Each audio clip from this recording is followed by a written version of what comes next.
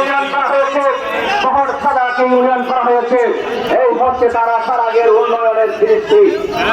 আমার নেতা রাষ্ট্রনায়ক বাংলাদেশের মহাকালের মহানায়ক আজকের এই জনসভায় দাঁড়িয়ে তিনি আমাদেরকে তার মেগা পরিকল্পনার কথা জানাবেন, কক্সবাজারের তার উন্নয়নের পরিকল্পনার কথা তিনি ব্যক্ত করবেন।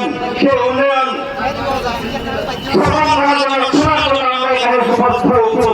আমাদের প্রিয় নেতার প্রতি প্রধানমন্ত্রীর করে আমাদের কোনো দাবি নাই। আমাদের একমাত্র দাবি আমাদের প্রাণের চেয়ে প্রিয় সালাউদ্দিন আহমেদ।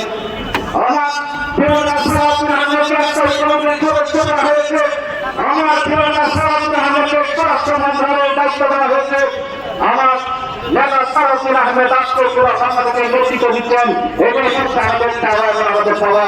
এর চাইতে আমাদের বেশি চাওয়া পাওয়া নেই। যদি সালাউদ্দিন আহমেদ যদি বাংলাদেশের রাজনীতি প্রতিষ্ঠিত হয়ে যায় তাহলে কক্সবাজার জেলা প্রতিষ্ঠিত হবে। যদি সালাউদ্দিনের আসলে রাজনৈতিক প্রভাব বৃদ্ধি পায় তাহলে আপনাদের আমাদের রাজনৈতিক প্রভাব বৃদ্ধি পাবে। এটাই হচ্ছে সোজা হিসাব। সুতরাং বক্তব্য দীর্ঘায়িত করবো না।